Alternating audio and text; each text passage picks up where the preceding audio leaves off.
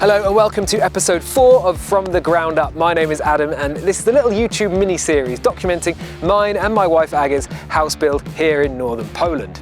Now when we last filmed, it was December 2022, we basically had a shell of a house. We had walls, we had doors, we had windows and we had a roof. Not a lot else, installations had started, but since then a lot has happened and there's still a lot to go. But we thought in this video we'd just run you through exactly where we're at and what we've got to do next to hopefully get us living in this place. If you're new to From the Ground Up, please do like our videos and subscribe to the channel. Enjoy this one. This is where we're at now.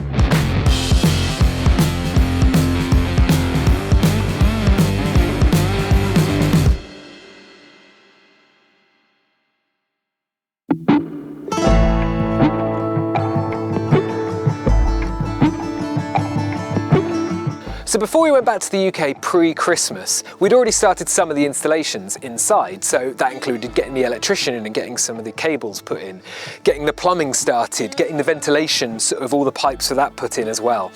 Now, we haven't really done much else with that apart from getting the underfloor heating sorted because we're sort of dragging up, well we're not dragging our heels, but we're waiting for things like water to get hooked up. Big point of contention right now. Really would like to have had that done back in February, but it currently isn't hooked up. Electricity is going to be coming in a couple of weeks' time as well. When we have all of that, it'd be really useful. We can finally get the boiler installed, we can finally get the recuperation installed, and then, you know, we can get the heating fired up and we're ready to go. But the organs, the internals, they're all in the house now, under plaster, under concrete, and getting ready to go.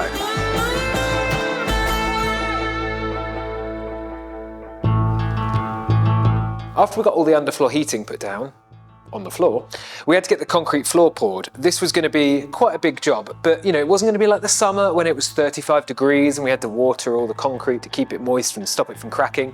As long as it was above 0 degrees, we were going to be absolutely fine. Of course then, temperatures plummeted to -8. We had to spend a lot of our money on a diesel heater, which was very difficult to fill. It was very difficult to get to the petrol station. It was very difficult to get back here. It was then very difficult to fill the heater because we had 20 litres of diesel in a big can and we didn't own a funnel. And then the heater didn't work. The next temperature relevant thing to organise was the plastering. We were getting wet plaster, so compared to the UK and what we've been used to in the past, which was sort of a wooden frame and plasterboard, it was all going to be completely wet plastered. Initially, this was a little bit of a nightmare for Aga because she was a bit concerned about the mess. It's very messy. I now understand where she was coming from. It would have been great to have had the underfloor heating working and the recuperation and all of that to help dry it and also maybe a little bit of warmer temperatures. We did have the odd flurry of snow, which did set us back a little bit, but other than that, the plastering went off without a hitch and we're really, really happy with the work and the finish as well. It's really actually quite nice. Some of the rooms we're going to keep as a raw plaster finish. You can probably see it behind me and it's really transformed the house. It looks now, it's just edging that little bit closer towards being a home. We've got to leave this about 6 weeks to dry. It won't be long, it'll be dried and then we can get on with extra finishes elsewhere.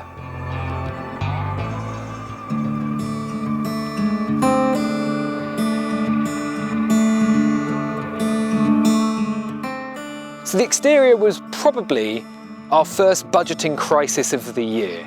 Now, getting the exterior done on the house involves wrapping it in polystyrene, cementing it, rendering it, and then painting it. That's a very expensive job, it takes a long time and it requires a lot of manpower and material. So it was a lot of money. So originally we were planning that we'd move in at the end of June and we wouldn't need to have the exterior done because we wouldn't need the house to be insulated as much because it would be the summer and it would be warm. So we thought we could leave that until September.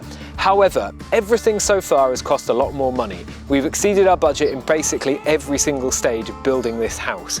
What I didn't want then was for it to come to September. We weren't able to get the exterior done because we couldn't afford it. We'd then put elements of the house at risk because it wouldn't be properly insulated, it would be too cold, we would be too cold, we'd likely have to move out and we didn't want that to happen. So we decided to move that forward, shuffled some money around and it's getting done. The house is going to be a much darker colour than this. This is currently being rendered as we speak. Half the house has been rendered and then we're going to paint it a really nice dark grey, which I'm very excited about. It's going to be as dark as the roof. It's going to be done hopefully by mid-April and then the house is going to look a lot more like a house because the inside is going to have walls that are plastered and they'll look like a home and the outside is going to look like a finished house regardless of what's inside. So I'm very excited about this.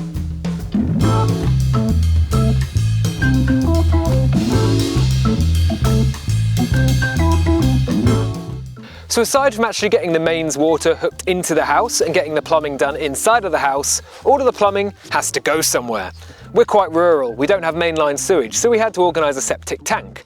That's fine, we knew this, it was all in the budget. However, it cost a lot more than we'd planned because of course you've got to buy a 10-metre cubed septic tank.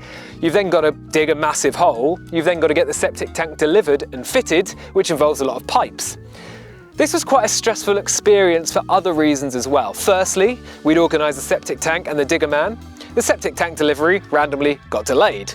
That was fine, but the digger man came anyway. He dug the massive hole. However, we struck a lot of water. We had what I'm going to refer to as a redneck swimming pool. The problem is, water, if you keep digging down, it means that maybe the edges of the hole aren't particularly secure and we wouldn't be able to put the septic tank in there. So we decided to take the risk, hope there'd be no more rain, no more water, and then we'd put the septic tank in when it got delivered. This wasn't the case. The day of the delivery, we had about a foot of snow. It was hectic. But luckily, septic tank was delivered, was installed, was fitted, and I'm now sitting atop of it. Septic tank!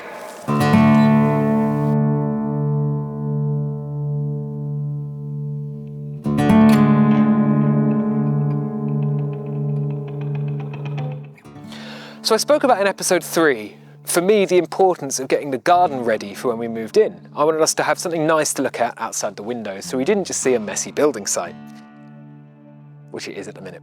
But what I did was I covered the back garden in black plastic, which was aimed to kill off the weeds because we live on quite fertile ground.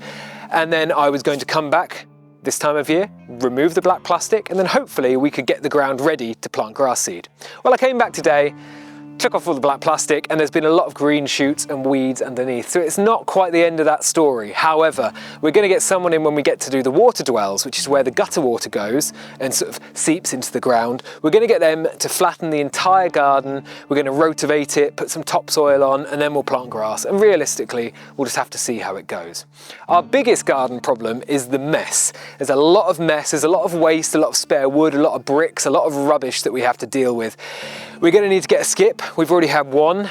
We filled that fairly easily and we could probably fill it twice over. So probably 2 more skips, but that'll be fine. By the time we move in, we'll at least hopefully have some grass and hopefully it'll look a little bit nicer for us to get started.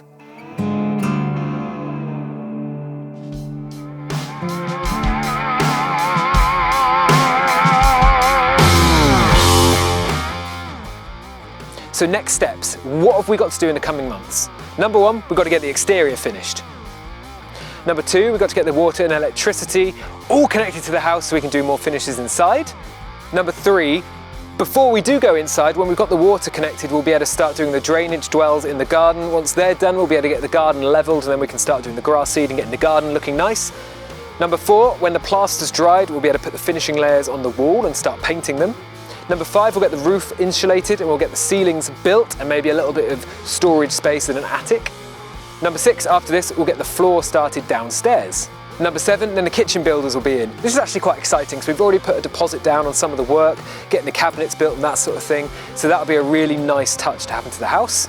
Number 8, we'll get some handymen in helping us do the bathrooms, plumbing, that sort of thing, basically the things that we're not good enough to do, not experienced enough, and that we really don't want to mess up. Then number 9, hopefully around end of June, it might be delayed, we shall see, we can get in, we can start doing some DIY, we can build some furniture, and then maybe we'll be able to spend some nights here and eventually move in.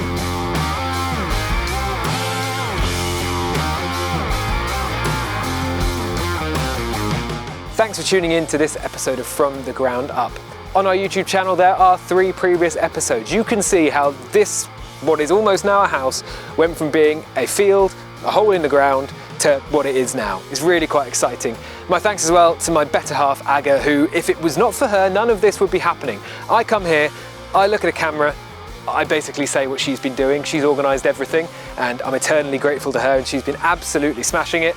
If you want to see episode 5, what we're getting up to then or what happens next, please do hit the subscribe button, like this video if you want, and also if you want to be notified for any new episodes, hit the little bell and then it'll be delivered straight to your device or however you access YouTube.